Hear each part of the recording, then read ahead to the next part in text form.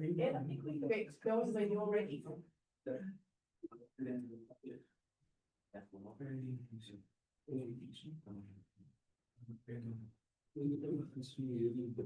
All right. Welcome everyone to this special PhD Scholars Seminar on Policy Making in Indonesia. My name is Ed Aspinall. I'm very pleased to chair this event today. I'd like to begin, as is customary, by acknowledging the traditional owners of the land on which we meet here in Canberra, and I'd like to pay my respect to elders past and present. This is a hybrid event, so welcome to those of you who are here in person, but we also have a presence of participants online. Those of you who are online should write your questions in the Zoom Q&A, and we'll be able to read them out at the appropriate time. So as I mentioned before, this is a special seminar in which 3 PhD scholars from different parts of the Australian National University will explore the theme of policy making in Indonesia. It's also a very special event because it marks the commencement of the celebrations of the ANU Indonesia Project's 60th anniversary. So it's very appropriate that the Indonesia Project begins or celebrates this milestone as it began with celebrating the achievements of some of our PhD students here at ANU working on Indonesia. So we have 3 speakers from, as I mentioned, different parts of the ANU. Gita Putri Damayana is a PhD student in RegNet, the School of Regulation and Global Governance. She'll be looking at the sort of broad regulatory framework that shapes policy making in Indonesia. Joshua Walker is from the ANU School of Sociology, and he provides a sociological perspective on the country's energy transition and electric vehicle policy. And our third speaker is Dyah Pritadrajati, an economics PhD candidate from the ANU Crawford School of Public Policy. She'll discuss social policy from an economic standpoint. So each speaker will do their thing for 20 minutes. So I'd ask those of you who have questions or comments to hold them until all of the speakers have finished, and then we'll bring the 3 speakers up to the front and take questions from the audience, both in person and online. So thank you all, and I'd like to invite Gita to begin. 20 minutes yet. Okay. Good afternoon, everyone. It's truly a pleasure to be here today. My name is, introduces me earlier. My name is Gita Putri Damayana. I'm a PhD candidate here at the ANU School of Regulation and Global Governance. I'm sharing my affiliations transparently on the slide here, as it's important for the audience to understand my positionality and to help identify any unconscious biases that might arise from it. Today, as part of this special celebration, happy 60th anniversary Indonesia Project, I'd like to share some early insights from my ongoing PhD research, focusing on specific aspect of Indonesia's legislative process, the academic draft.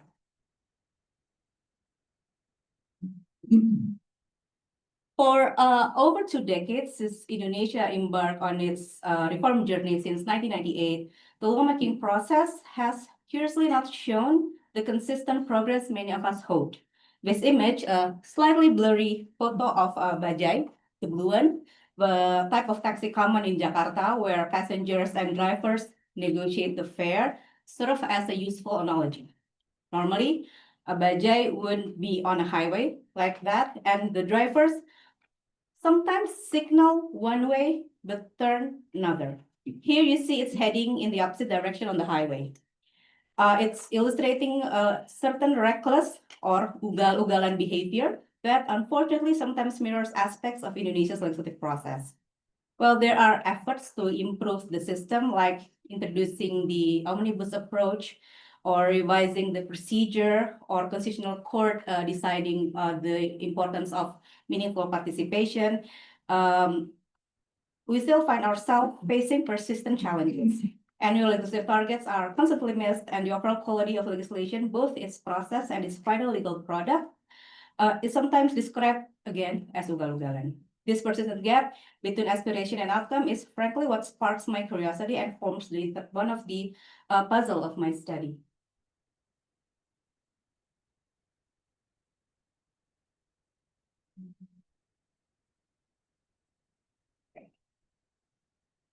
So to truly understand the puzzle, I find it helpful to start with the formal steps of lawmaking.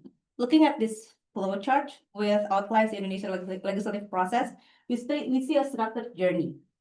It begins with the broad planning, the blue on the top left, then move to the bills initiation between the DPR and the government and the president, and then it also can be from the Dewan Perwakilan Daerah or DPD, and then to the drafting stage. This particular drafting stage, as highlighted here, is where the academic draft is meant to come into play, serving as foundational companion document right in the planning stage. This particular drafting stage, as highlighted here, is where right before the deliberation begin. For the transparency, the deliberation process, shown in the pink box in the center, is often streamed online whenever DPR holds meetings with stakeholders on their YouTube channel. The process then moves to a more detailed discussion and then joint approval by the DPR and the president or government in the plenary session or rapat paripurna. And finally, formal endorsement and promulgation. It is within this official framework that I'm trying to understand how the quality is shaped or perhaps hampered.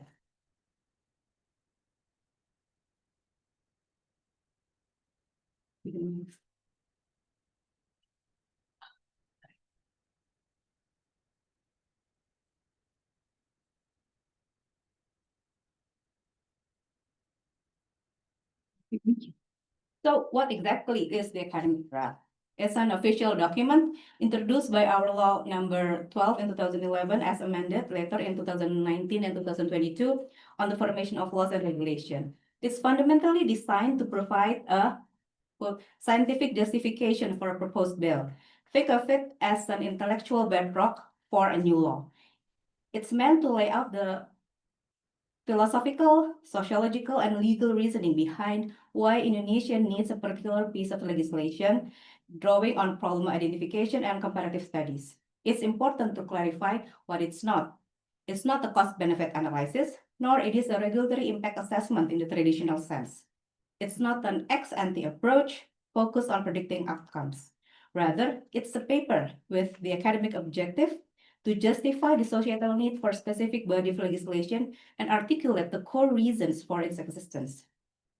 While the academic draft is generally required, there are certain specific exceptions, such as laws on state budgets, international treaty ratifications, or government regulations in lieu of law, known as Perpu, Peraturan Pemerintah Pengganti Undang-Undang. The academic draft are primarily drafted by expert teams from the DPR's expert body or Badan Ahlian, or the government National Law Development Agency, Badan Pembinaan Hukum Nasional, under the Ministry of Law and Human Rights, or by individual ministries who initiated the bill. So the so-what question.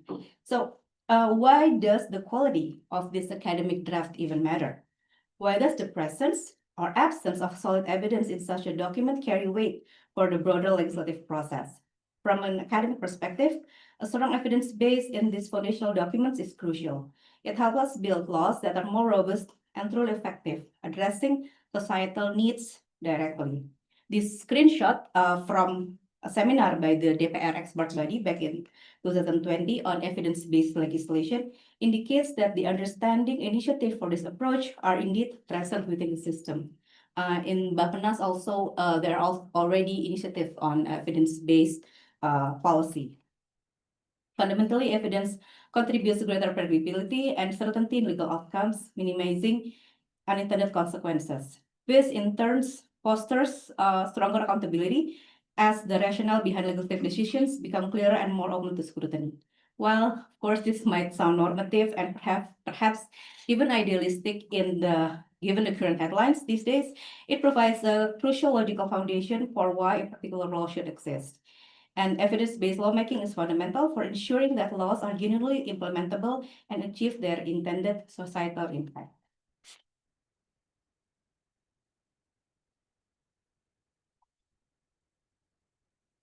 So what you see here is a step towards a more accessible approach for the academic draft of a criminal procedure bill by providing a QR code, a practice you hardly saw 5 years ago. Please feel free to try the QR code. Your results might vary. Please do that. This brings me to the core question guiding my current research. To what extent does the academic draft truly function as a space for evidence-based lawmaking? And what does its drafting process reveal about the quality and drivers of legislation in Indonesia? My approach for this part of my PhD thesis is primarily qualitative, focusing on an extensive analysis of the academic draft documents themselves. I've been working with documents accessible from the official websites from the National Law Development Agency and the DPR. I should also mention that for this specific chapter, I've limited my scope and not incorporating geographic mapping into my analysis because sometimes it does not mention where the map origins.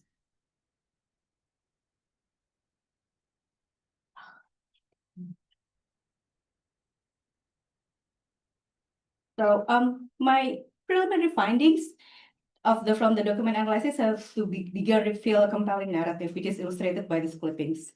These images shows social media posts and news clippings related to academic drafts. On the left, it's a tweet from Nabila Izzati, a labor law lecturer from Universitas Gadjah Mada. I'm using here with her permission.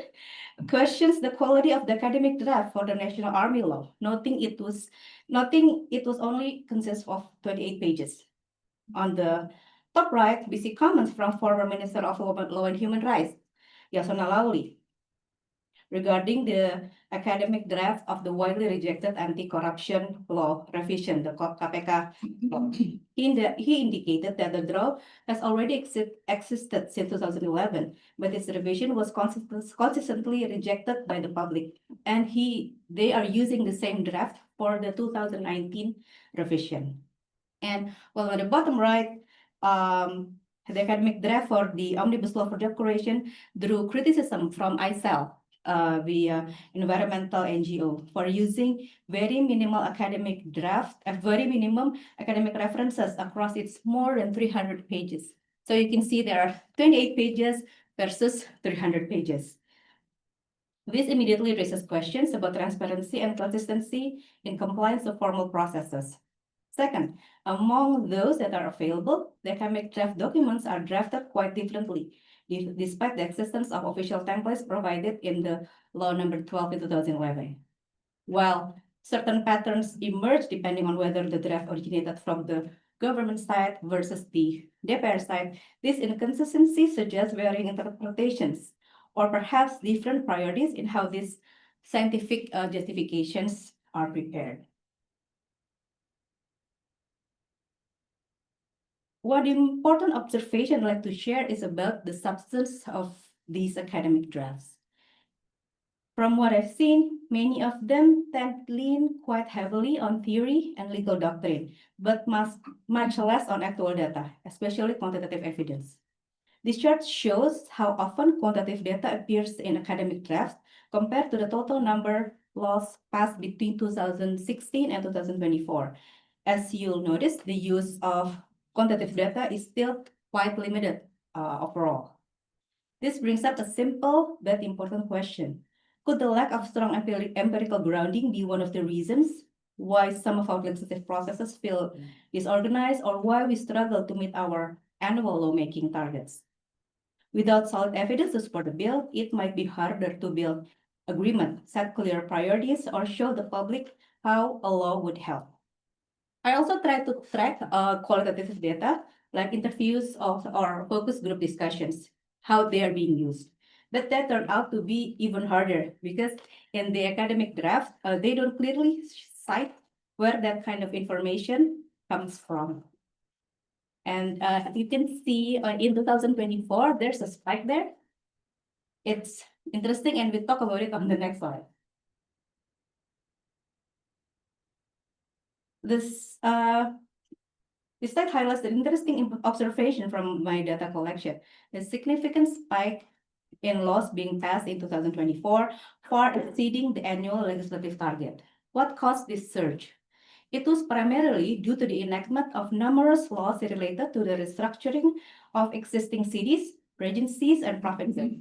These include new laws for regions, new laws for provinces like North Sumatra, West Java, South Sulawesi, and regencies like Tabanan in Bali, Ciamis in West Java, and Bulukumba in South Sulawesi. These are just the examples. These laws are crucial as they update the administrative and legal frameworks of regions across Indonesia. Well, the findings is very new to me. I did not expect to see that kind of data, and I'm still processing that Indonesia able to meet their legislative targets 3 times than they are usually able to do. And however, another significant finding related to these laws is that many of them, especially those in Aceh, Bali, South Sulawesi, and all the Papua provinces, the accompanying academic draft documents were inaccessible on public platforms. This prompts serious questions about the evidentiary base for such substantial administrative changes, particularly given to the sheer volume of this law enacted in a single year. It's, I believe it was all started early as in May 2024, and the final one being passed is around October 2024. Given this, my findings suggest that academic draft's role in formal procedure is often sidelined. It frequently appears to be completed after the bill has been substantially drafted rather than fully informing its content from the outset. It's often perceived as a procedural step, a necessity without consequences, even if contents differ from the final bill. On your left are comments regarding the new state capital law or the IKN law, noting there are imbalances in the logic within the draft. On the right, we see another critic, this time on the weak foundation of the academic draft in the omnibus law. While these comments are critical, they highlight public and expert concern about the rigor of these foundational documents.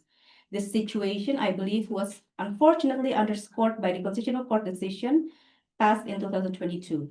This decision, in a review on the state capital law, effectively stated that the academic draft only served as guideline. This ruling implies that any discrepancies between the academic draft's content and the final law carry no formal legal consequences, further diminishing its intended role as a scientific and evidence-based justification for legislation.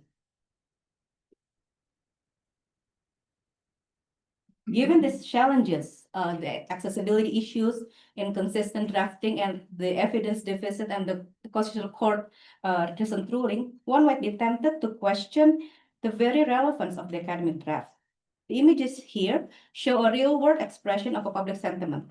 On the left, demonstrations rejecting the new National Army law, and on the right, the demand by domestic workers for the passage of their domestic workers bill, which has been in DPR for more than 20 years. This indicates a strong public expectation for laws that are well-founded and responsive. And in the middle, you see Habibur Rahman, the chair for Commission 3 in the DPR from Gerindra, explaining that they did not hit the academic draft and the criminal procedure bill, suggesting a positive move towards a greater transparency. And indeed, if the QR code from the earlier slide, it works, it means they successfully addressed the accessibility issue. However, I believe its current shortcomings, a foundational document like the academic draft, remains essential for a robust and principled legislative process. Without such mechanism, the lawmaking process risks becoming even more ad hoc and reactive and lacking a clear and verifiable basis for its proposal. And crucially, the academic draft is important for documenting a legislative intent. This absence would make it harder to ensure accountability and, I humbly suggest, undermine public trust in the rationality of our laws. Therefore, the core challenge is not to discard the concept, but to fundamentally reform its practice and re-establish its intended purpose as a genuine evidence-based and justificatory tool within the system. Conclusion. In closing, my research indicates that despite its foundational intent, the academic draft Indonesia legislative process currently function as a limited space for evidence-based lawmaking. The issues with accessibility, inconsistent drafting, and heavy reliance on theory over empirical justification significantly undermine its potential. The recent Constitutional Court decision further formalizes this diminished role. I believe this finding contribute to understanding why Indonesia's lawmaking process continue to be described as the white bus here, ugal-ugalan. Looking ahead, this ongoing study opens critical avenues for further inquiry, like the use of data and Indonesia's process after the court decision, or what are the drivers and impact for the passing of more than 100 laws in 2024 on provinces and regencies. And as a closure, I hope this work contributes not just to academic insight, but also to informing a more effective legislative reform efforts in Indonesia. Thank you for your time and attention. I welcome your questions and thoughts.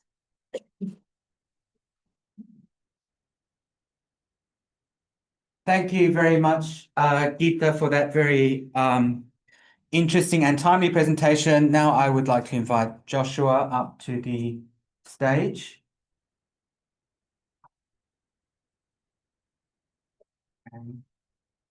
There was some complication before. It's okay. Is it okay? Yep. Serious this one. Sorry.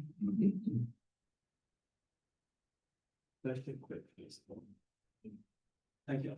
Yep. It does work. Okay. Excellent. Thank you for bearing with us. Take it away. Okay, good afternoon, everyone. Thank you to the Indonesia Project for inviting me to present today. So today I'm going to present a paper that's based on an article I'm co-authoring with Professor Suharto from the Department of Sociology at UGM. The paper has three parts. I begin from the automotive industrial policy consensus among economists studying Indonesia. I argue that the pattern of industrial development in Indonesia since the Asian financial crisis should lead us to be skeptical of this consensus. Next, I'll introduce Indonesia's EV policy dilemma before examining three government agencies' management of this dilemma. My analysis is based on 81 interviews conducted with automotive industry stakeholders in Indonesia from March 2024 to January 2025. So what is the automotive industrial policy consensus among economists? Their starting point is that Indonesia's automotive industry is underperforming, particularly in comparison to Thailand. They argue that Indonesia's automotive industrial policy has been overly protectionist, and that's made the industry too dependent on the domestic market. They argue Indonesian policymakers should introduce more consistently liberal policies which will allow manufacturers in Indonesia to become better integrated into global value chains and export more competitively. Based on this line of thinking, economists commenting on the EV transition in Indonesia emphasize the importance of abolishing local content requirements and other non-tariff barriers to trade. So I want to encourage some skepticism towards this consensus. And to do that, I need to summarize the history and geography of Indonesia's automotive industry. So in the 1980s, Indonesia's automotive industry was concentrated in Jakarta. Then in the 1990s, a string of industrial estates were established along the Jakarta-Cikampek toll road from Bekasi Regency through Karawang Regency to Purwakarta Regency. This is West Java. Then throughout the 2000s and the early 2010s, there was a wave of automotive investment across these industrial estates led by Japanese vehicle manufacturers, but also including more than 100 Japanese component suppliers. This was a period of the increasing localization of Japanese automotive production networks in Indonesia, driven by the growth of the domestic vehicle market due to the global commodity boom. and I'll refer to this region as the automotive corridor. This table shows the change in manufacturing value added in 8 key industrial regions from 1999 to 2023. You can see that overall, Indonesia experienced very sluggish growth in manufacturing value added, a compound annual growth rate of 3.4%. The only real standout performer has been the automotive corridor, where manufacturing achieved a compound annual growth rate of 9.1%. The automotive corridor dramatically outperformed regions like Greater Tangerang, and that poses something of a puzzle because we're told that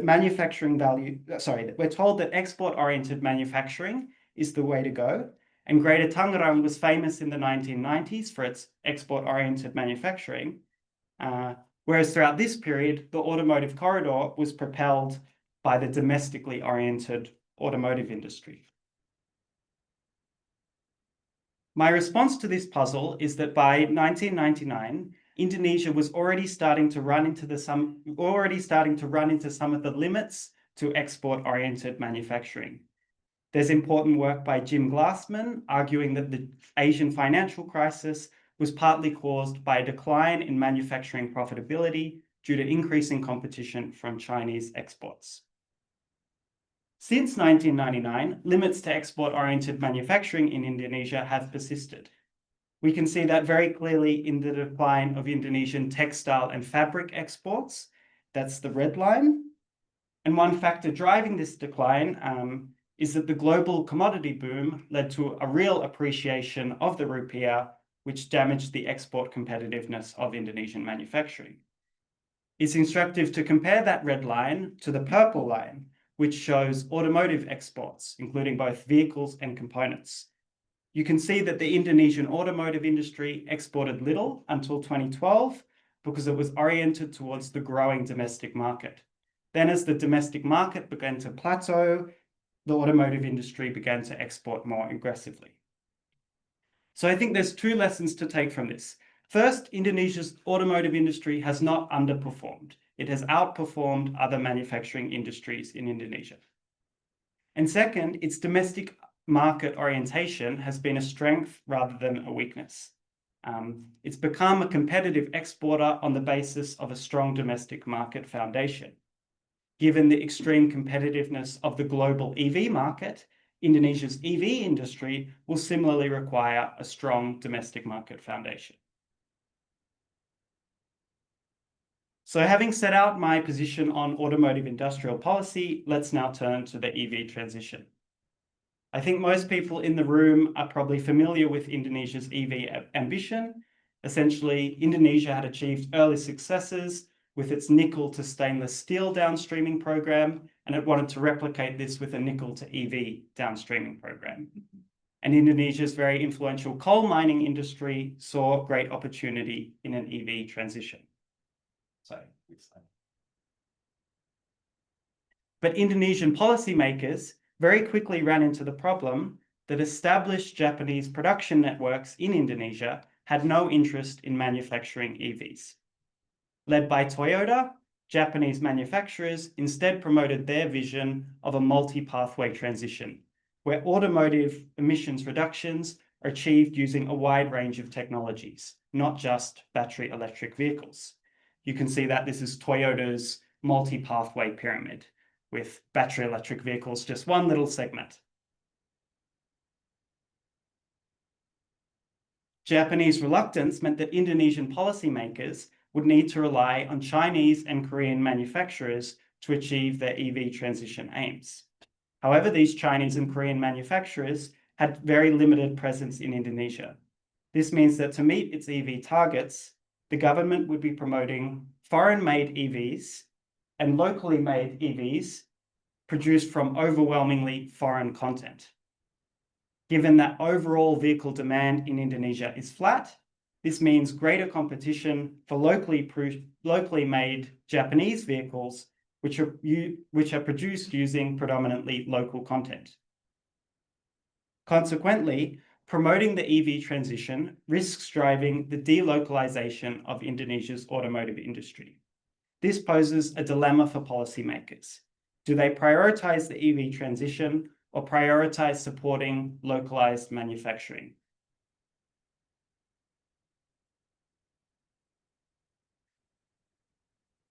The clearest example of this dilemma has been BYD. If you've been in Jakarta recently, you'll have seen lots of BYD vehicles around. They are imported vehicles that receive full import duty and luxury tax exemptions because BYD has committed to producing EVs in Indonesia by the end of 2027. This is a real concern for Japanese manufacturers. They've been producing in Indonesia for decades. They've brought many of their suppliers with them, and now the government is rolling out the red carpet for vehicles imported from China. How about EVs that are assembled in Indonesia? They are eligible for various tax exemptions and subsidies if they have 40% local content. But they can meet that 40% local content threshold just by doing local assembly and development. Development is like an investment commitment. Throughout 2024, Wuling, Hyundai, Chery, Neta, and roughly 20 motorcycle brands all met this 40% threshold using local assembly and development, despite their vehicles being made from overwhelmingly foreign content. So Japanese manufacturers in Indonesia are watching their market dominance get eroded by subsidized vehicles that have very low levels of genuine local content. We have a contradictory situation. Indonesia's downstreaming program is motivated by an ambition of increasing local value added. But in practice, the EV transition threatens to reduce local value added in the automotive industry. So now I want to evaluate the government's management of this EV policy dilemma during Jokowi's second term as president, so 2019 to 2024. My aim is to make an argument about the political economy of policymaking in Indonesia. There were many government agencies with responsibilities for the EV transition during Jokowi's presidency. I'll focus on three: the Coordinating Ministry for Maritime and Investment Affairs, the Ministry of Investment, and the Ministry of State-Owned Enterprises. The Coordinating Ministry for Maritime and Investment Affairs was given a strategic mandate over Indonesia's EV transition in 2019. While pursuing this mandate, the Coordinating Ministry had a strained relationship with the Japanese-led internal combustion engine vehicle industry. I interviewed representatives of the three big ICEV associations, Gaikindo, IC, and GM. They said the Coordinating Ministry was too ambitious trying to push EVs, and it blocked their proposals for subsidies for hybrid electric vehicles. So the Coordinating Ministry was not concerned about the potential delocalizing effect of the EV transition on Indonesia's established automotive industry. It was indifferent to the EV policy dilemma. This indifference was partly a product of the fact that the Coordinating Ministry had no existing institutional links to the automotive industry. It was also a product of the leadership of the Coordinating Ministry, Luhut Panjaitan. Luhut is a former general turned businessman. He has close links to Electrum, an electric motorcycle company that is focused on developing a digitally integrated battery swapping network. Electrum hasn't made any efforts to manufacture its own electric motorcycles, so it distributes imported motorcycles. In 2023, Electrum initiated the formation of the Electric Mobility Ecosystem Association, which similarly focuses on battery swapping and charging infrastructure. So this Luhut Electrum AEML cluster was focused on problems that are removed from the practice of manufacturing vehicles and manufacturing components. My claim is that this distance from automotive manufacturing interests influenced the Coordinating Ministry's indifference towards the EV policy dilemma. Indonesia's Ministry of Investment was formed in 2021 as a result of the centralization of investment functions under the Omnibus Law on Job Creation. So this new ministry was responsible for promoting Chinese and Korean EV and battery investment across Indonesia. It tended to try and direct these investments away from the automotive corridor in West Java. It promoted Batang Integrated Industrial Park in Central Java, Kalimantan Industrial Park Indonesia in North Kalimantan, and Batang Industrial Zone in South Sulawesi. This means the ministry promoted a vision of automotive geography that would separate new EV production from the established internal combustion engine vehicle industry. Investors rejected this vision. No EV or battery investment has been realized in any of these three industrial estates. Instead, new EV and battery investment concentrated in the automotive corridor and neighboring Subang Regency. By promoting its unrealistic vision of automotive geography, the Ministry of Investment amplified the EV policy dilemma because it deprioritized important infrastructural and educational investments in the automotive corridor. These investments would have benefited both the established Japanese industry and new Chinese and Korean investors.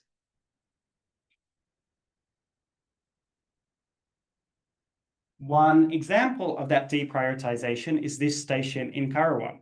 It's one of 4 stations along Indonesia's new Jakarta-Bandung high-speed rail line. When the line opened, there was no passenger access prepared to this station, so it couldn't be used for more than a year. The government was more focused on Batang and Kalimantan than Karawang. This geographical neglect of the automotive corridor was partly a product of the institutional marginalization of the Regency governments of the automotive corridor under the Omnibus Law on Job Creation. It was also a product of the ministry's political leadership. When Minister Bahlil isn't busy moonlighting as a PhD candidate, he's an entrepreneur with wide-ranging business interests. I heard accounts that he developed a personal interest in Batang Integrated Industrial Park, and that might partly explain why the ministry promoted Batang so aggressively.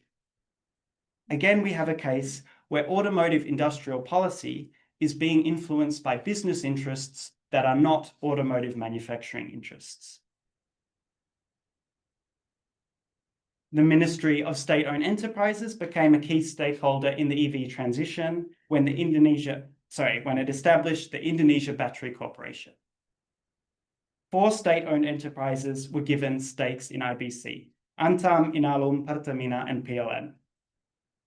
IBC was given a vast mandate that included establishing joint ventures in both battery manufacturing and vehicle manufacturing.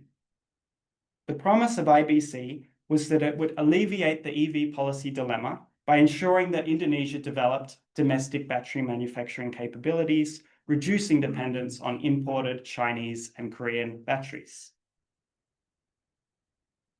The challenge for IBC is that battery and vehicle manufacturing are discrete manufacturing, where you're putting many parts together in a complicated way. But these 4 state-owned enterprises only have experience in process manufacturing, like oil refining, aluminium smelting. Without experience in discrete manufacturing, IBC was structurally incapable of addressing the EV policy dilemma. In the words of a representative of one of Indonesia's new EV business associations, it's like sending 4 blind men into a market and asking them to find a nice-looking lemon. They run around without knowing what they're looking for, end up bringing back 4 different melons, and then it can't agree whose melon is best. I used to go to meetings with IBC, but after a few meetings, I asked not to go anymore because I have to explain the same thing to 4 different entities. IBC's lack of relevant manufacturing experience was not helped when the Minister of State-Owned Enterprises, Erick Thohir, appointed 27-year-old Reynaldi Istanto to be one of IBC's 3 directors. Reynaldi's career experience consisted of working for Erick Thohir in sport and media roles. He had no experience in manufacturing. So again, we have these perverse interests that are unrelated to automotive manufacturing interests, yet are determining the direction of Indonesia's EV transition.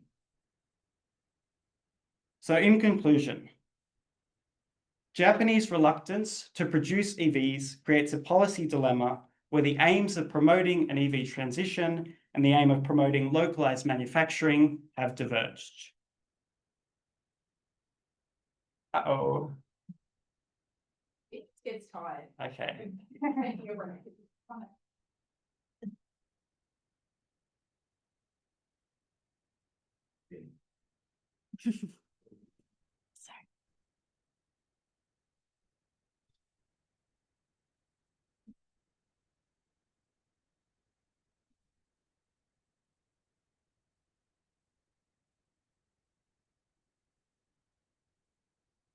You know, Joshua, we can still see your slides on Oh, the Zoom. cool. It's just picking room team audience that Okay. the projectors having issues with. The slides were good enough.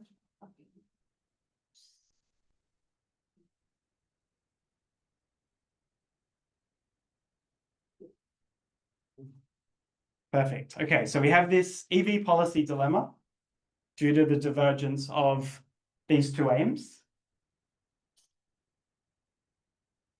Share screen.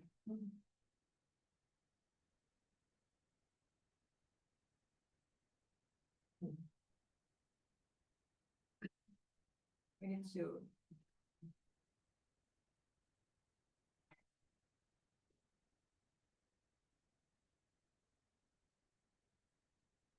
Maybe we'll let Joshua finish in person. Okay, Oh, there you yeah. go. Got it. There we are.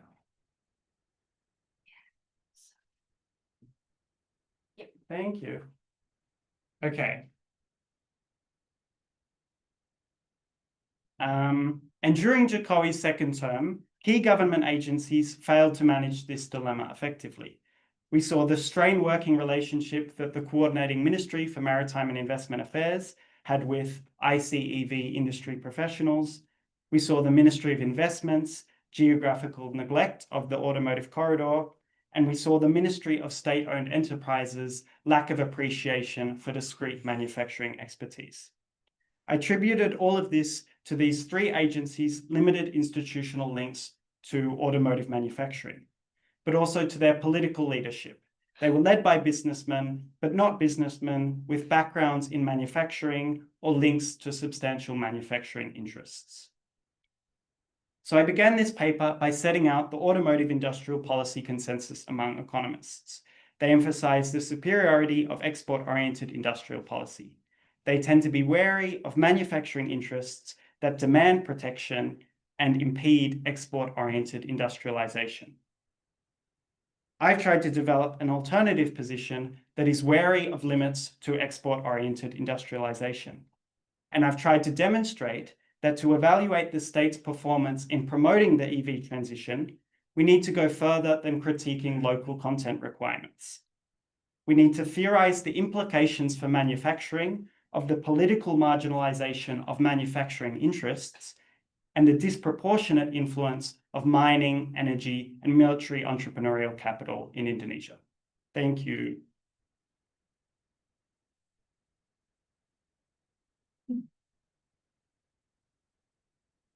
Thank you very much, Joshua, and sorry for the slight disruption there. And our last speaker is Dyah.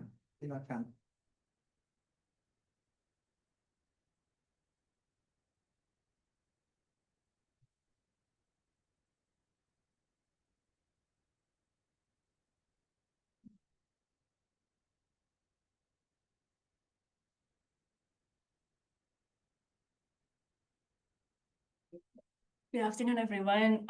Thank you very much, Indonesia Project, for having me here. My name is Dyah Pritadrajati, or you can call me Prita, PhD candidate in economics at the Crawford School of Public Policy. So in today's talk, I'll share a part of my PhD thesis looking at the evidence from Indonesia on how unconditional cash transfers, or as we know it, it's called Bantuan Langsung Tunai, or BLT, and how it shaped labor market behavior. And in particular, I explore whether this kind of policy discourages people from working, or whether it shifts people out of formal employment or influence job transition all the time. So before I deep dive into the evidence of the policy, let me begin with why social protection matters. So as we know already, in many of the low and middle income countries, social protection is a key instrument for reducing poverty and vulnerability. It helps households smooth consumption, manage shock, and maintain welfare, especially during times of crisis. But beyond short-term relief, well-designed policy can also contribute to long-term human capital development and inclusive growth. Indonesia, like many other countries, has increasingly moved toward targeted programs, especially through cash transfers. This shift raised important policy questions, particularly about how such policy affect labor market outcomes. And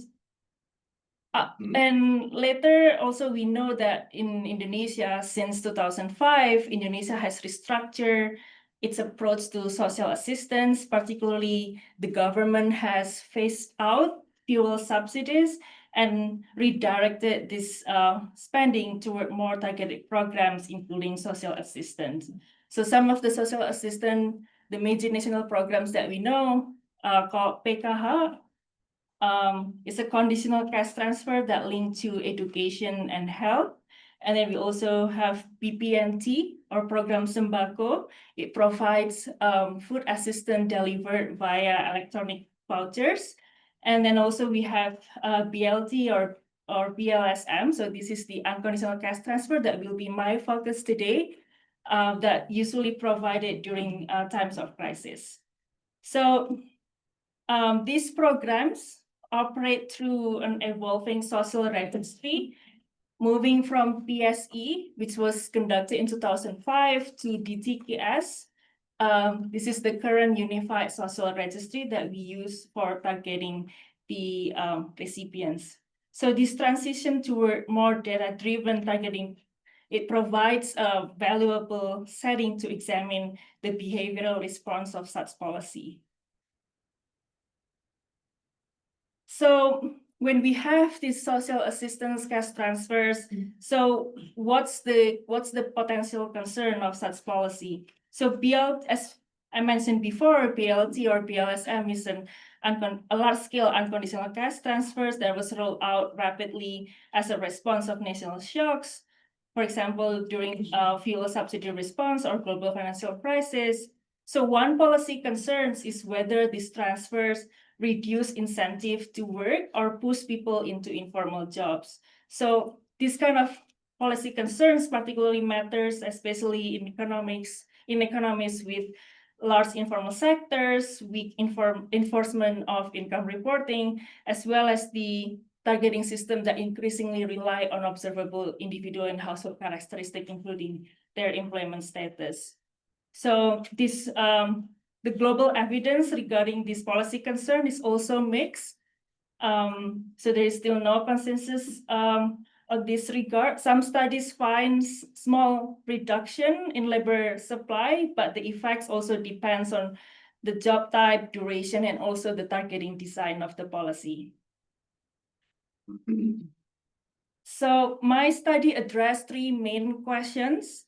So one is that do unconditional cash transfers affect employment, job formality, and also labor mobility? That is whether people stop working or whether they shift from formal to informal jobs, and whether they change how they move between jobs.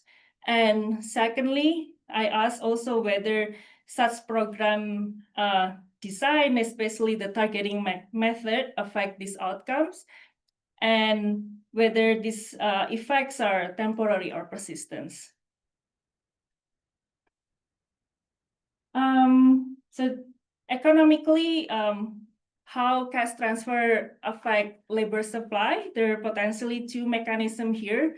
So basic Econ 101, so we have this income effect and targeting induced substitution effect. So the income effect comes from the non-labor income that people receive from unconditional cash transfer that potentially also allow the recipient to reduce their allocation to work, particularly people in the margin.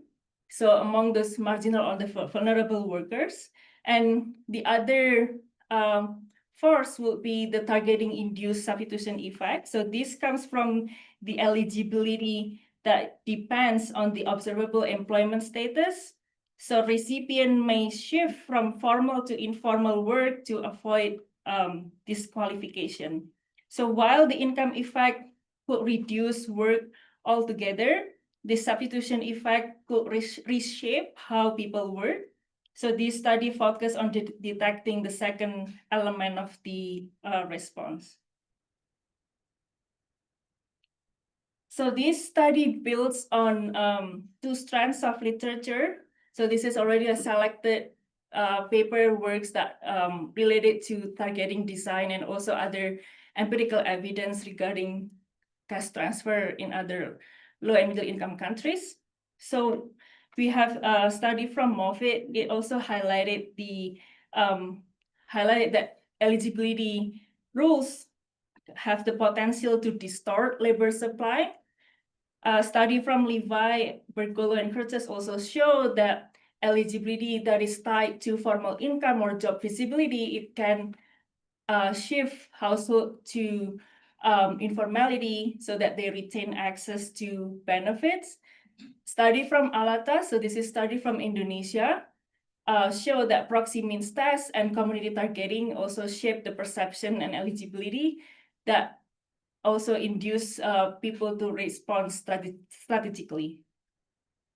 And another study from Banerjee. So this is more a meta study from multiple low and middle income countries, show that cash transfer in general do not substantially affect labor supply.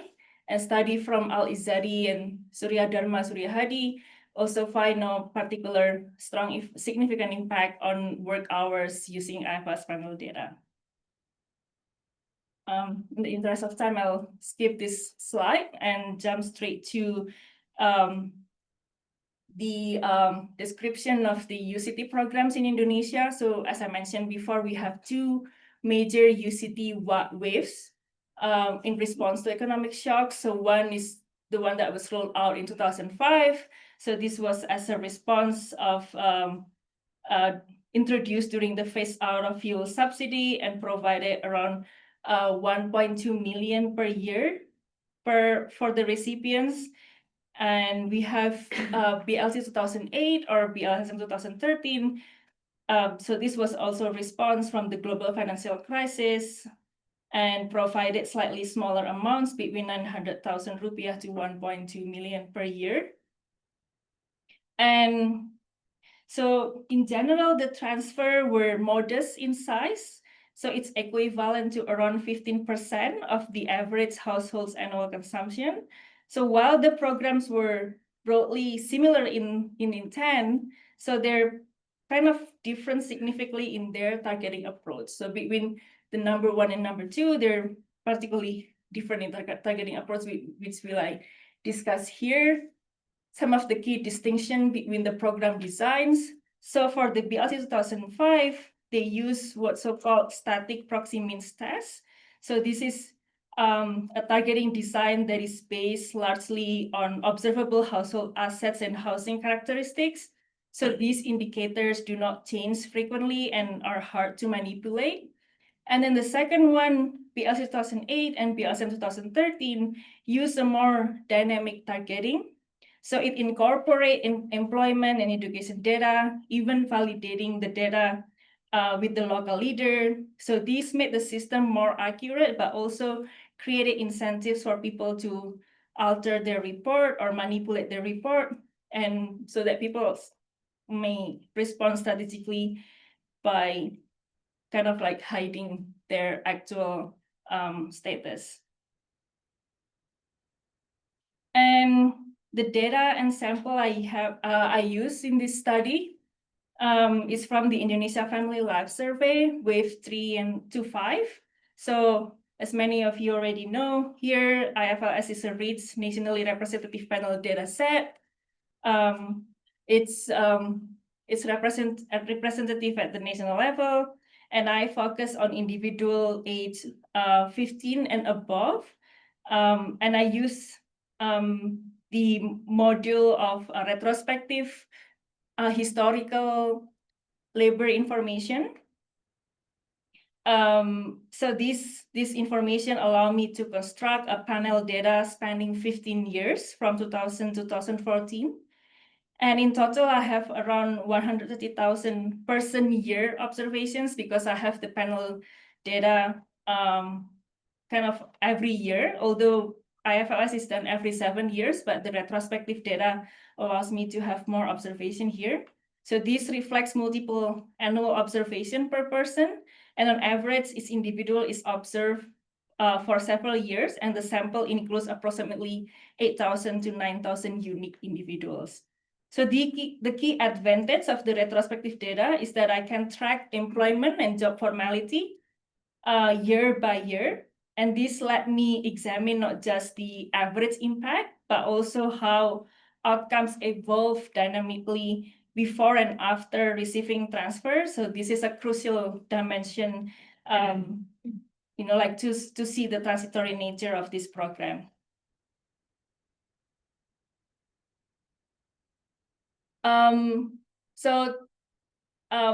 The idea of my study is to look at the impact of the different targeting mechanism between the two programs, and I use a two-step empirical strategy here. First, I use the propensity score matching to create a comparable treatment and control group based on the observable characteristics.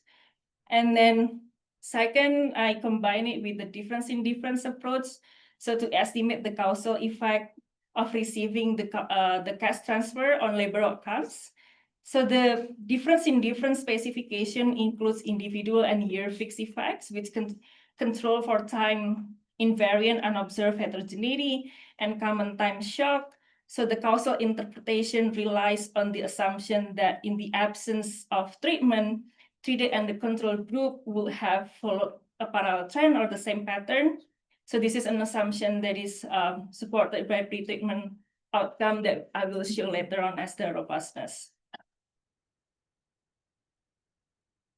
I'll discuss this briefly. So this is to capture the dynamic effect of the cash transfer. So this allows me to examine the path in the years leading up to, during, and also following the transfer. So this approach helped me to distinguish the immediate or any like delayed response from the transfers. And whether the outcomes are transitory or persistent.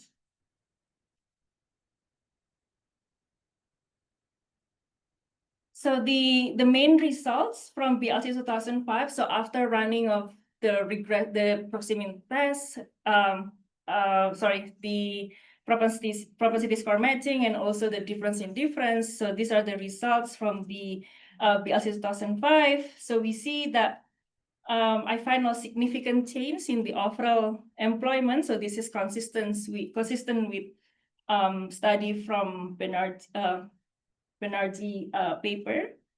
However, I do find a delayed increase in formal job holding by about 2 percentage points, so beginning 2 years after the program rollout. While for the BLC 2008 and 2013, I see immediate reduction in both employment and formality, around 2 percentage points. However, this effect dissipates within 1 year. So this points to a short-term disincentive, possibly reflecting fears of losing eligibility under the more precise targeting systems. So this figures show the dynamic of the impact. So the event studies show no evidence of pre-trend. So before time 0, we see that there is no significant impact there. And then following UCT rollout, there is an immediate decline in employment and job formality, around 2 percentage points, and effects are mostly short-lived and dissipate within 1 year. In general, this suggests a temporary behavioral response to cash transfer that is likely driven by substitution away from formal work. So, and then now we turn to job mobility. So this is, I look at whether it's not just the whether they work or not, or whether they work in formal sector or not, but also the transition, whether it's the job entry, job exit, or transition to formality. So we also see a decline in job finding starting 2 years after the rollout, and we see a temporary increase in job exits. And most notably, we see fewer people enter formal jobs, and we also see more people exit from formality. So this is also consistent with attempts to avoid traceable income. So this is the dynamics, quite similar to the previous one, but this is on job mobility. And then I'll discuss the heterogeneous effect of the response. So the negative effect to the recipients are not uniform. They are concentrated to individuals with less than 6 years of education. So this is a proxy for low-skill, economically vulnerable groups. So among these groups, employment and formality declined by up to 3 percentage points. So this suggests that targeting might inadvertently create strongest disincentive among those with the fewest option. So this is the robustness that I mentioned before, that I have evidence of parallel trend for by beneficiary status and also by rollout timing. And most importantly, so how should we interpret this study? So the income effect seems modest. So the one I mentioned before, that people respond to this non-labor income by reducing their work hours. So we see that the incomes effect are rather modest, and the transfers are simply not large enough to meaningfully reduce work incentive across the board. But the substitution effect, so this is the one that I focus here more, looking at the effect on formality. So the substitution effect is stronger, particularly in programs where eligibility is tied to formal employment. So this is the second one. So the BLS 2008 and BLSM 2013, where they have a more detailed targeting indicator. Here, people appear to adjust not whether they work, but how they work. So they move toward less viable forms of labor.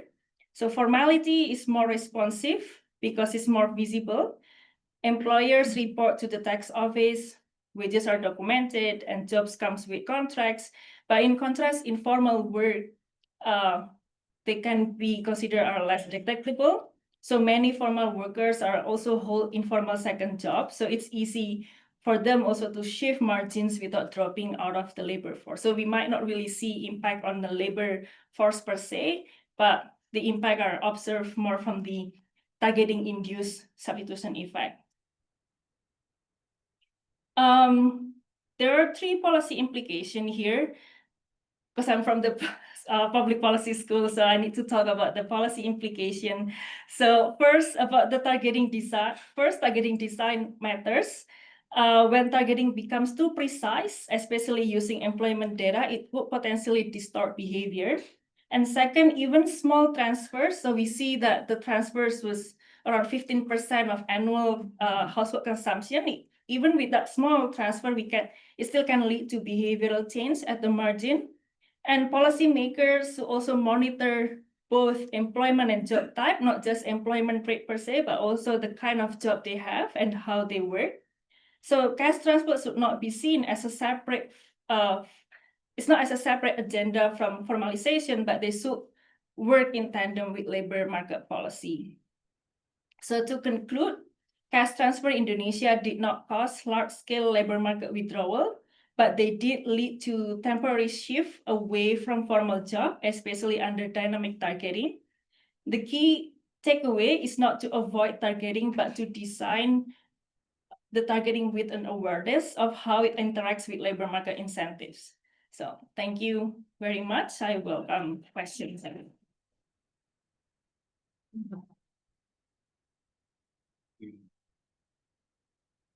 Thank you very much to all three of our speakers, and I'll ask you now just to move to the front of the room as we take questions.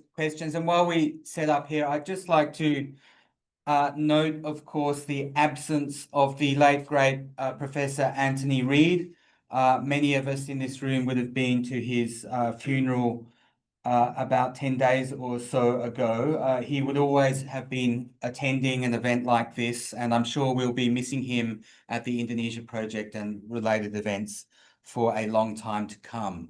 So our speakers, silakan. And I'll be taking questions in the usual way. If you just raise your hand, I will keep a list, and then we also have time for some, I hope, from online. The first hand I saw was from Dr. Marcus Mietzner. Silakan.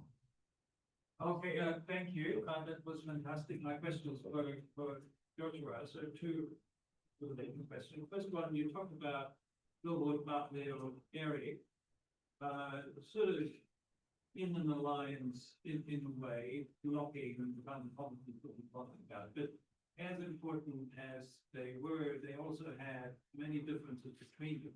As far as I understand from Bobby and others, that was a big problem. So can you talk about not only what they have in common in blocking these policies, but also what were their various individual strategies that collided and were an equally big problem? The second is, I mean, since 2024 and then 2025, but some of that would be describing has actually happened, hasn't it? In Karawang, there has been the ANU project, which actually is doing some of these that you were posing, and then we had most recently Butler's project actually connecting Karawang to Halmahera. So the idea is that you get the nickel producing directly connected with the car production in Karawang. So can you talk about these two issues, interpersonal rivalries and how they impacted policymaking, and then are they in fact listening to some of the things that you're already doing? Let's go straight. Yeah, let's go straight. Okay, in terms of the first question, I don't think I can. I don't have insight into the kind of the individual differences. I didn't interview them or anything, so perhaps I need to chat with you about that. In terms of the second question, I guess, yes, so there is this important investment by CATL in Karawang that has links to Halmahera. And that we can say that's kind of one victory of the Indonesia Battery Corporation, that they have finally secured a big battery investment.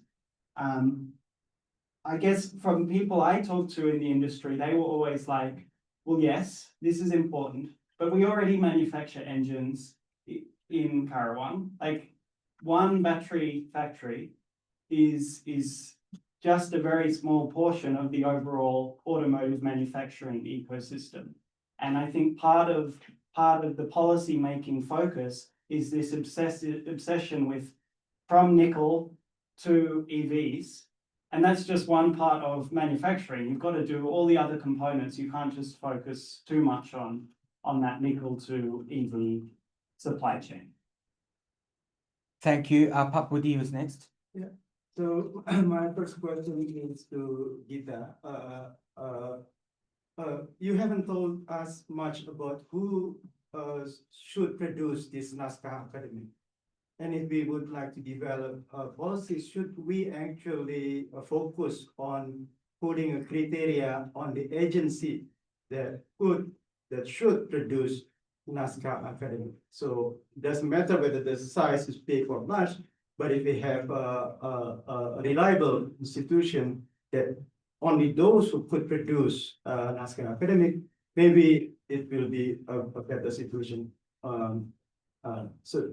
And for just what, so the way that I understand what Jokowi government thinking is that, well, with this EV and all the energy transition is that we actually grab in the investment. And you already mentioned that AIR has been successful in that. So one thing that I thought that we should evaluate is considering all investment in the EV industry globally, how much is Indonesia actually gain? Because if they gain proportionally quite big, they're basically success. The second issue, the second belief that they have is once you have got an investment, the way that Indonesia will work is that we will adjust everything. So your discussion is probably more on whether we actually, there's a potential in Indonesia could smoothly adjust everything. But if Indonesia fail actually to grab, the significant portion of investment, that's actually problematic. Do we have a question for Prita online? I've actually got a question for Gita from online. Oh, let's wait. Let's Okay. answer these two questions first, and then we'll come back. Okay, go ahead. Okay, Pak Budi, thank you for your question. So, the academic draft, the naskah academic, according to the law, it should be prepared by the official language is pemprangkasa, the initiator. So if the initiator is from the government, it should be prepared by the government, by the ministry who initiated the draft, or if it's initiated by the DPR, it should be drafted by the DPR. That's the theory. But the application, sometimes the between the government and the DPR, they have some kind of arrangement that if 2011 this bill did not pass through the national agenda, it will be transferred. The initiator would be changed from the DPR to the government. Sometimes those kind of things happen. So if it would be challenging if we want to really check who held the actual mandate for a particular academic draft if the situation's like that. And if the academic draft initiated by the government, and if there are more than one ministry who has similar interest, there could be several teams which then assembled into one, and this kind of situation makes it more challenging for us to see who's the one who really has the mandate for the academic draft. But theoretically, the initiator, whether it's the government or it's the DPR, they're the one who have the mandate. Joshua? Thank you for the question. The proportion of investment question is really important. One thing the Indonesian government likes to do, though, is announce these massive investments that haven't actually, the company's not actually going to do it. And so there's been all these massive announcements. How much of it will actually be realized is something we'll see over the next couple of years. And then I agree what you're saying, like they need to get the investment commitment and then they can adjust policy. And so that's going to be really important with like BYD, they've got the investment commitment. Now there's room to negotiate. And I think I would encourage, like, the Indonesian government needs to be firm. These Chinese companies are used to working with firm government policy, and they adjust, they find a way to make it work. So the Indonesian government has room to really make clear, okay, we want you to localize your supply chain. We want you to enter into joint ventures, be assertive once it's got that investment commitment. Okay, let's go to the online. Yeah, I've got one for Rita, which was based on your research. Was the BLT implemented more due to economic or political factors? And then if I can ask one that I have for Gita, which is you mentioned the issue of patchy public availability of academic drafts. But Petra wonders if you could extend your comments to DPR minutes and proceeding evidence more generally. These two have tended to be hard to access and may be a key issue of transparency in policy making. And has live streaming of DPR proceedings helped with that at all? Okay, let's go to Prita first. Yeah, thank you for the question. So interesting to see. I think it's very common perception and knowledge that sometimes we have this like task transfer and use as political tool as well.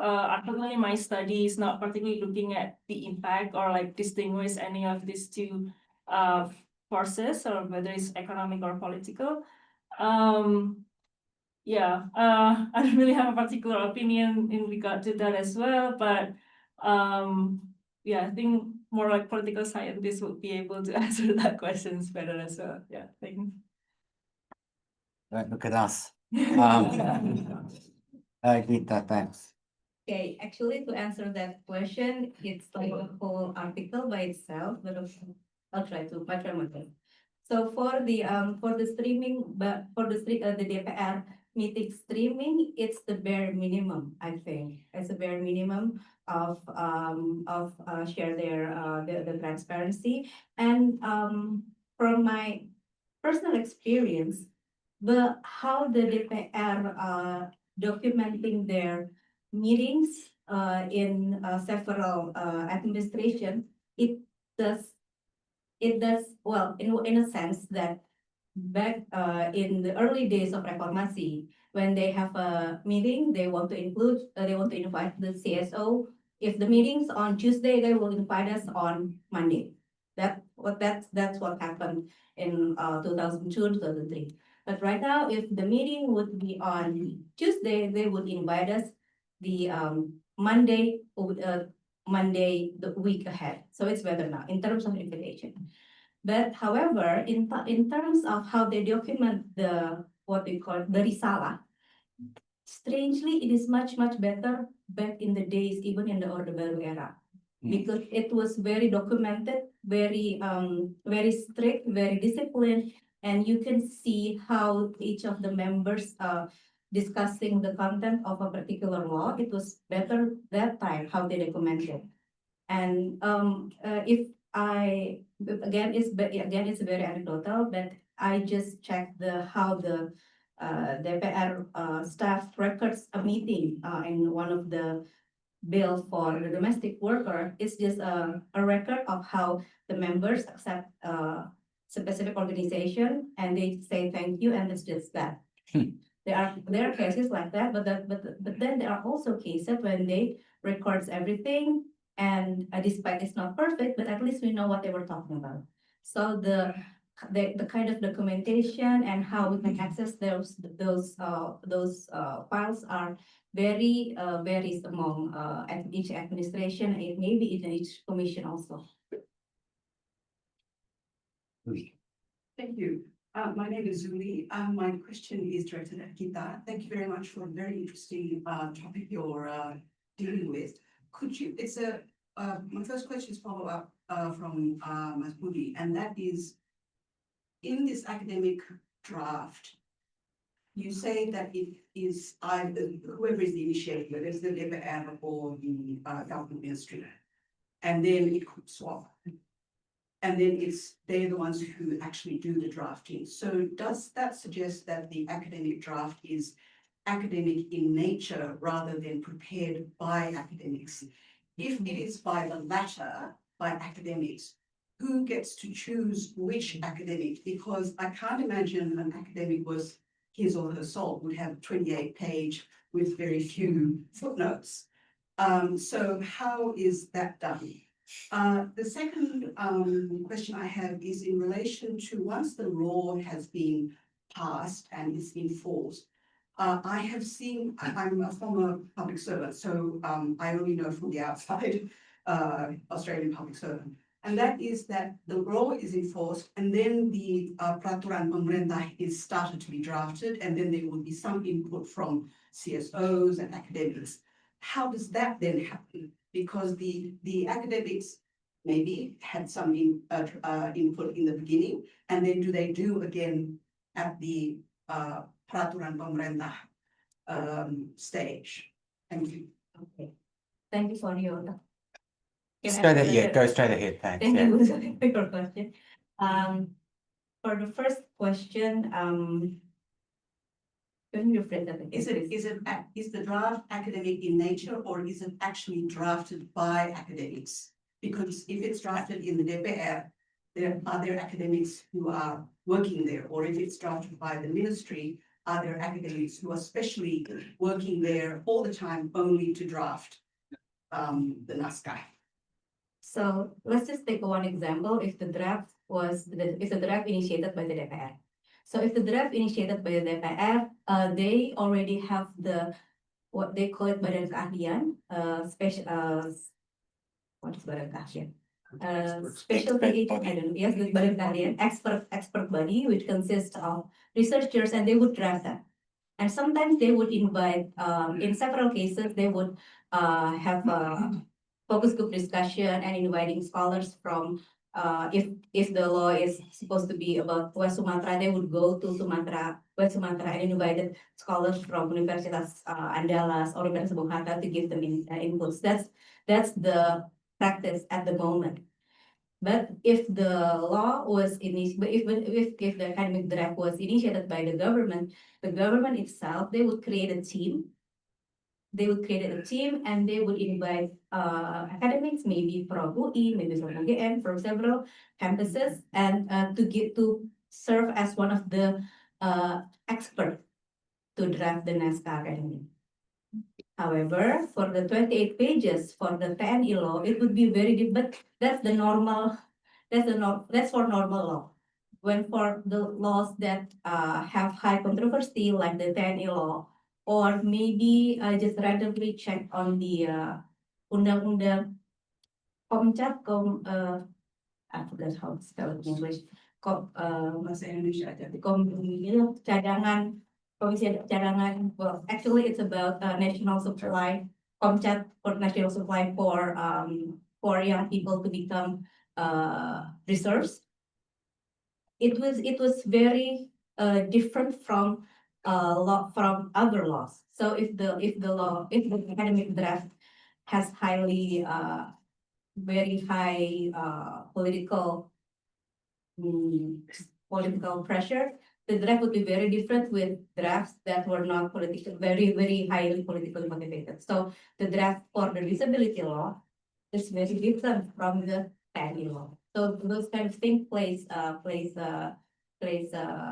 role, I think, in how we should see each of these academic drafts, because they were not drafted in the same in the same union, in the same way.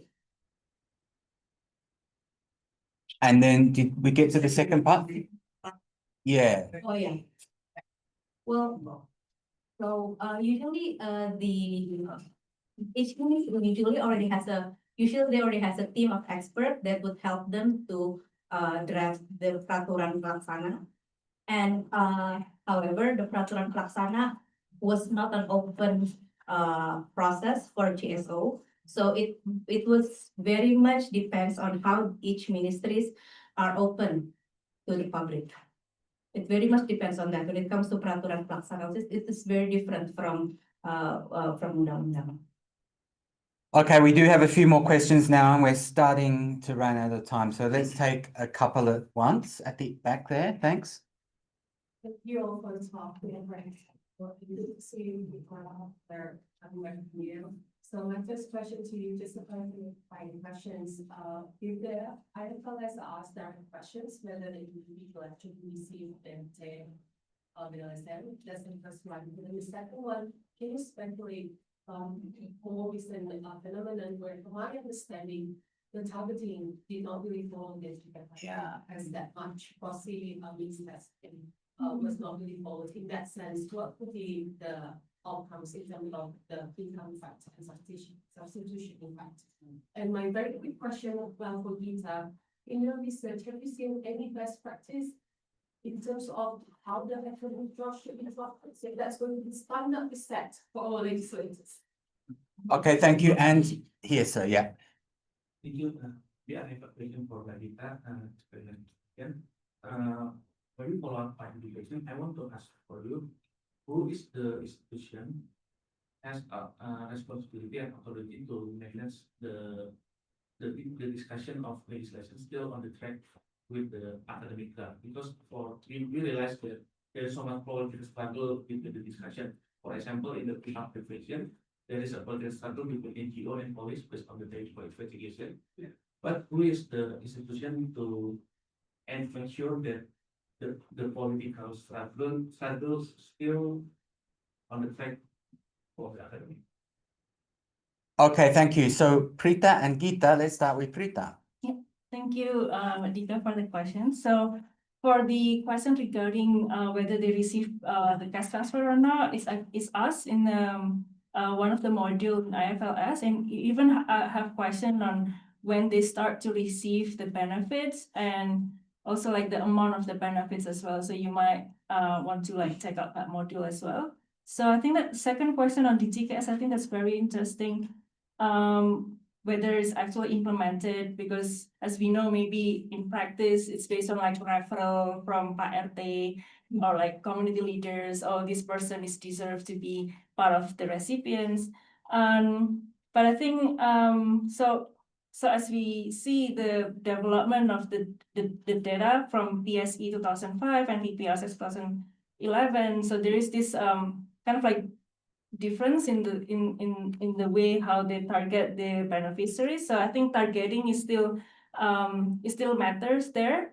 And then in terms of the effect I see here, it's a like average, like sort of like average treatment effect from the difference in difference. And also I show that there is this like parallel trend. So there's like evidence that, so between those who receive and between those who are not, before that actually the program, they have like similar patterns. So we can compare between these two groups. So I think, yeah, I mean, it might not directly answer your questions, but so these are some of the nuance that maybe can help kind of picture what could potentially happen. Yeah. But you can't answer whether badly targeted programs have fewer effects than well-targeted programs. Yeah, I'm not really sure. Yeah, anyway, So, sorry, yeah. just thinking aloud. Go ahead and please try to be. Okay, answering Gita, thank you for your question.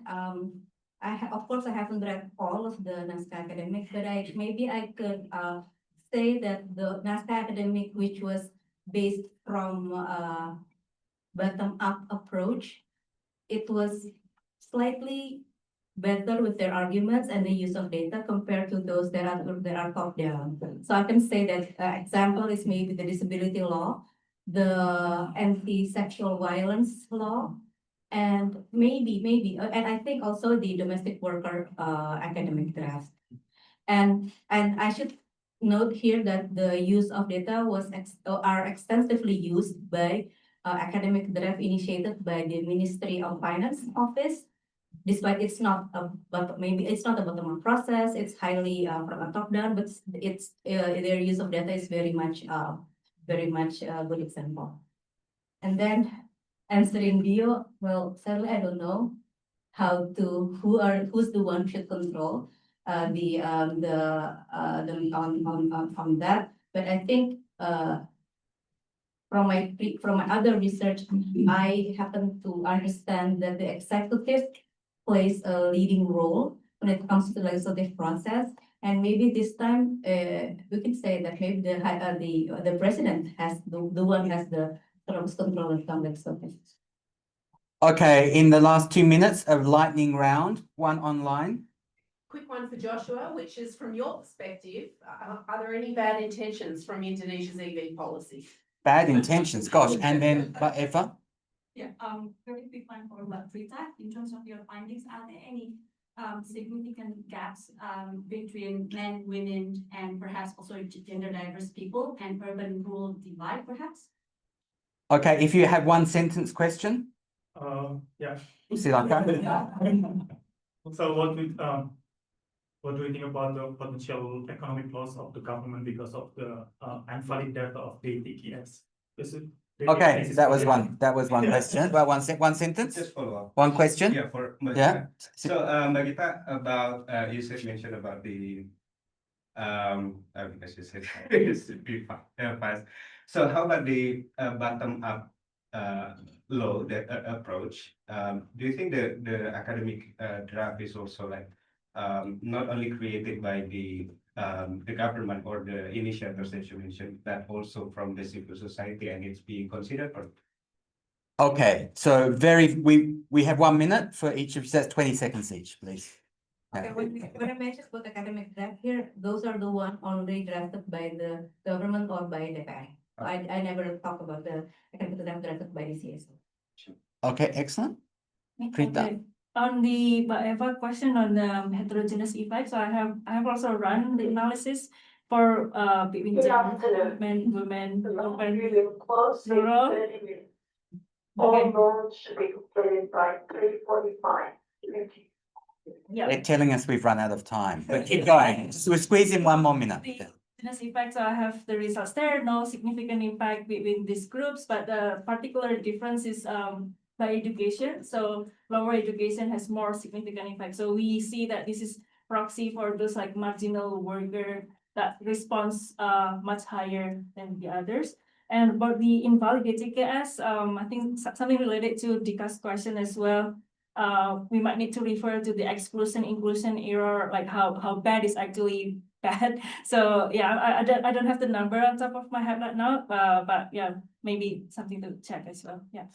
Josh, bad Okay. intentions? If by bad intentions we mean kind of like corruption and self-interested policy making, of course, that's always the case with industrial policy. But I guess what I'm trying to argue is that we sort of have the wrong mix of bad intentions. We don't have enough bad intentions from the automotive manufacturing industry influencing policy.